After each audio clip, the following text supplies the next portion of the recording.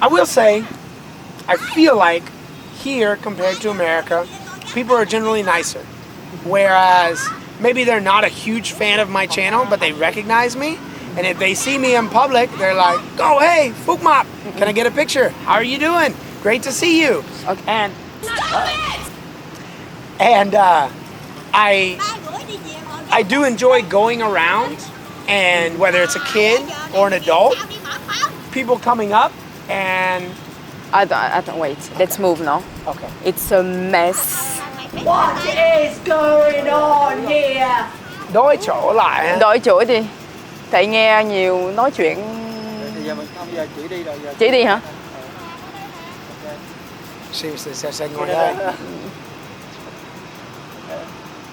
Nếu là về thì là đổ qua đó ngồi hả?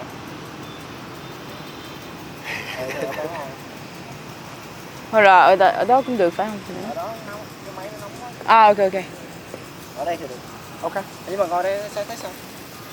Barbecue wet. Yeah. Mặc kia đi, mặc kia. Yeah.